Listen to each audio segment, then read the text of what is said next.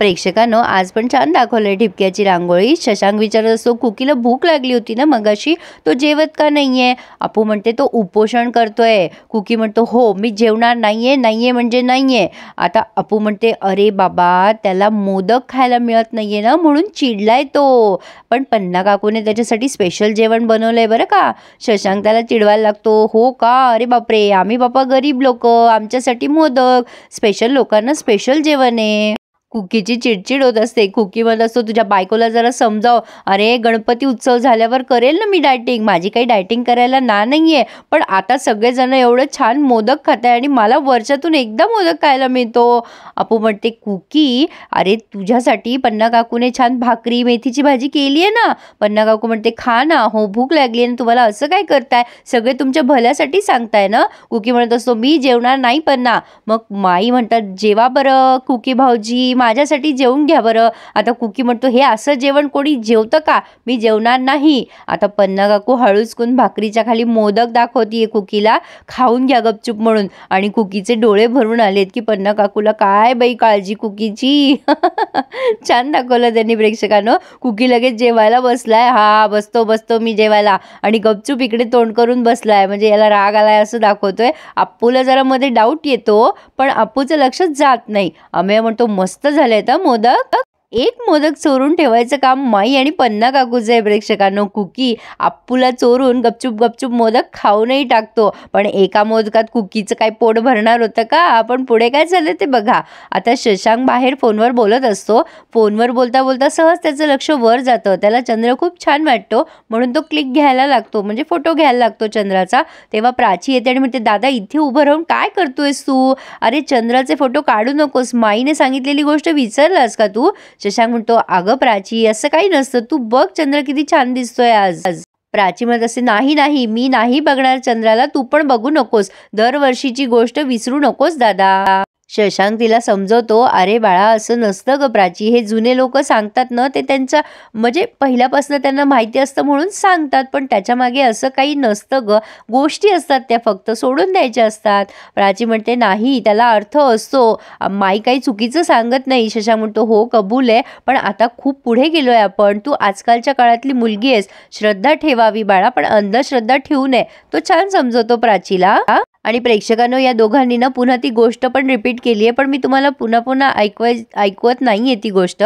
प्राची त्याला ती गोष्ट ऐकवते आणि शशांक पण तिला तीच गोष्ट पुन्हा ऐकवतो. तेव्हा आता प्राची म्हणते, चल दादा बाकीचं समजलं, तू आधी घरात चल. शशांक आज जाणार तेवढ्या तिथे पोलीस आलेत आणि म्हणतात, शशांक कानेटकर आहेत का घरात.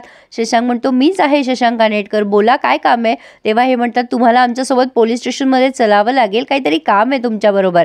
शशांक म्हणतो, काय नेमकं काय झालंय काय. ते म्हणतात, हे बघा आम्हाला काम आहे, आम्ही तुम्हाला तिथे गेल्यावरच कळवू, चला तुम्ही, पण एक जरा 2 मिनिटं बाजूला येता का.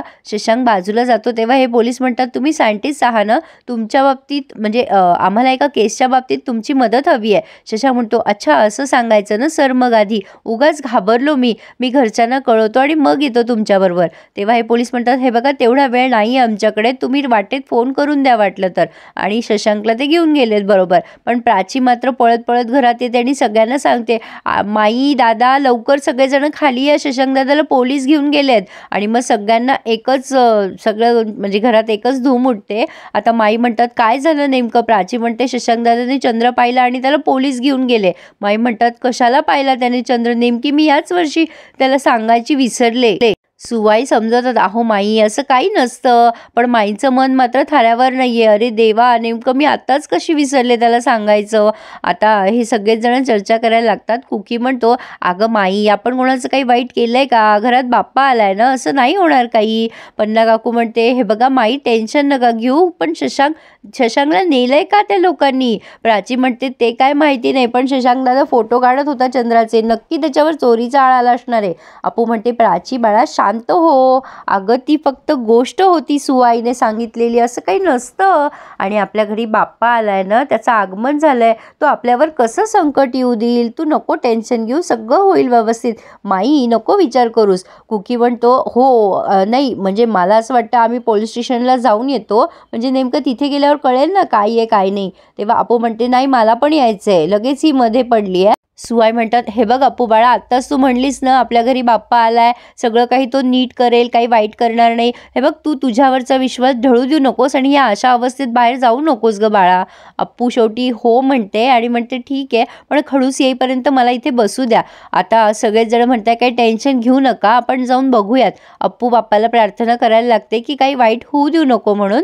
तेवढ्यात आता शशांक घरीच येतोय, म्हणजे कुकी आणि अमेय निघालेलेच असतात तिकडे. तर शशांक म्हणतो, "आलोय मी, नका टेन्शन घेऊ." आता आल्यावर याला कोणी काही बोलू देत नाही. सगळ्यांचे प्रश्नावर प्रश्न सुरू आहेत. "का रे बाबा, काय झालं? कशाला चंद्राकडे बघितलंस तू? काय झालं? काय नाही?" माई रडायला लागतात, "तुझ्यावर चोरीचा आळ तर नाही ना आला?"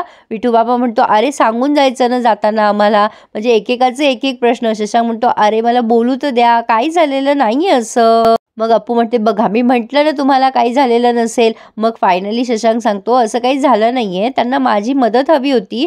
माझं बायोकेमिस्ट्रीच्या बाबतीत संशोधन सुरू आहे ना, त्याच बाबतीत त्यांना मदत हवी होती, दुसरं काही नाही, केस संदर्भात." कुकी म्हणतो, "अच्छा असं." शशांक म्हणतोय, "आपल्या घरी बाप्पा आलाय ना, मग तो कसं संकट येऊ देईल आपल्यावर?" कुकी म्हणतो, "चला सगळं काही नीट आहे, मला आता भूक लागली आहे, आपण जेवायला जाऊयात." अप्पू म्हणते, "कुकी तुला कशाची भूक लागली आहे ना ते कळतंय आम्हाला." कुकी म्हणतो, "ए कशाची?" अप्पू म्हणते, "गोडाची भूक लागली आहे तुला, पण तुला मोदक मिळणार नाहीये आणि काहीच मिळणार नाहीये, लक्षात ठेव." आता कुकी म्हणतो, "मी कुठं काय म्हटलो, पण मी आत्ता ना गणपती बाप्पाला नवस बोललो होतो मनातल्या मनात की शशांक घरी आला तर मी 5 मोदक खाईल म्हणून." अप्पू म्हणते, "ए कोणी ऐकलं का याचा नवस?" आता कुकी म्हणतो, "हो मी मनातल्या मनात बोललो ना." अप्पू म्हणते, "बरं मग देऊन टाका याला मोदक, तोही मनातल्या मनात." आणि सगळेजण हसायला लागतात कुकीवर. बिचारा कुकी, सगळेजण एन्जॉय करताय, पण कुकीला मात्र गोड खायला मनाई. पण प्रेक्षकांनो, कुकीने खरंच वजन कमी करायला हवं. तर आता ही अप्पूबाई एवढी अख्खी मोठी बॅग उचलतीये प्रेक्षकांनो, आणि शशांक तिथे येऊन तिच्यावर ओरडतोय, "अगं अपूर्वा, अगं तुला कितीदा सांगावं, जड ओझं उचलत जाऊ नको." अप्पू म्हणते, "बरं बरं बरं, सॉरी सॉरी खडूस, माझ्या लक्षात आलं नाही." शशांक म्हणतो, "अपूर्वा तू कोणाचं ऐकतच नाहीस, तुझ्या मनचंच करते नेहमी, तुला हवं ते करायचं असतं." आता अप्पू म्हणते, "सॉरी रे खडूस, माझ्या लक्षात आलं नाही." शशांक म्हणतो, "मी ना आता जागोजागी असे डूज अँड डोंटचे पोस्टर लावणार आहे, पण तू ती बॅग कशाला घेत होतीस?" अप्पू म्हणते, "अरे मला ना साडी नेसायची आहे, तू सांग बरं मला कुठली साडी नेसू यातली." शशांक म्हणतो, "अगं कुठली नेस, तुला छानच दिसेल." आता अप्पू म्हणते, "सो स्वीट, पण सांग ना रे खडूस कुठली नेसू." आता शशांक 2-3 साड्या बघतो आणि म्हणतो, "अगं अपूर्वा, तुम्ही बाया अशा वेगवेगळ्या का ठेवता गं साड्या, म्हणजे या बॅगमध्ये वेगळ्या, कपाटात वेगळ्या?" अप्पू म्हणते, "अरे या साड्या आहेत ना त्या ठेवणीतल्या असतात आणि उगी कपाटात गर्दी कशाला ना, म्हणून आम्ही वेगवेगळ्या ठेवतो." आता अप्पू जरा विचार करते आणि म्हणते, "खडूस सगळं काही व्यवस्थित आहे ना रे, म्हणजे मी सगळ्यांना समजून सांगत होते मगाशी, पण मला ना मनातनं खूप टेन्शन आलं होतं, काही झालं तर नाही ना अरे?" तेव्हा शशांक म्हणतो, "नाही ग अपूर्वा, काहीच झालेलं नाहीये, तुम्ही सगळे उगाच काळजी करत होतात." आता शशांक म्हणतो, "पण अपूर्वा तुला माहिती आहे का?" "अगं तुला एक गोष्ट सांगायचीच राहून गेली." अप्पू म्हणते, "कुठली?" शशांक म्हणतो, "तू गणपती मात्र खूप सुंदर केलास हं, सगळ्या आळीत चर्चा आहे तुझ्या गणपतीची." अप्पू म्हणते, "वा." आता शशांक म्हणतो, "पण एक प्रॉब्लेम झालाय." आता अप्पू त्याच्याकडे धावून येते आणि म्हणते, "मला वाटलंच होतं काहीतरी प्रॉब्लेम असेल, सांग खडूस नेमकं काय झालंय, तुझ्या चेहऱ्यावरनं मला जाणवतच होतं." आता शशांक जरा गंमत करतो अप्पूची. तो म्हणतो, "अगं काय आहे ना, तुला आपल्या बाप्पाच्या चेहऱ्यावर म्हणजे चॉकलेटच्या गणपतीवर जरा राग दिसतो का गं?" अप्पू म्हणते, "नाही का?" तेव्हा शशांक म्हणतो, "नाही, मला असं वाटलं की मी तुला मत दिलं नाही, तो राग कदाचित तुझ्या हातातनं बाप्पाच्या चेहऱ्यावर उतरला असेल." अप्पू म्हणते, "बाप्पा गोडच दिसतो, काही असं काही नसतं." आणि अप्पू आता शशांकला गमती गमतीत मारायला लागते आणि दोघं जण एकमेकांकडे प्रेमाने बघायला लागतात. आणि इथे हा रिव्ह्यू पूर्ण झालाय. छान दाखवलंय त्यांनी. आता पुढे आपण बघतोय रात्री खुडबुड खुडबुड आवाज येत असतो, म्हणून या सगळ्यांना वाटतं त्यांच्या किचनमध्ये चोर घुसलाय. अप्पू म्हणते, "चोर आत आहे किचनमध्ये." आणि हा चोर बाहेर आल्यावर ज्यानी जे हाताशी लागलं ते या चोराला दना आणलंय आणि चोर घरचाच निघालाय, तो म्हणजे कुकी. तो म्हणतो, "काय रे, किती मारलत रे मला तुम्ही." म्हटलं नव्हतं प्रेक्षकांनो, कुकीचं काही मन भरलं नव्हतं एक मोदक खाऊन. तर कसा वाटला रिव्ह्यू मला नक्की कळवा आणि प्लीज चॅनलला सबस्क्राईब करायला मात्र विसरू नका. धन्यवाद.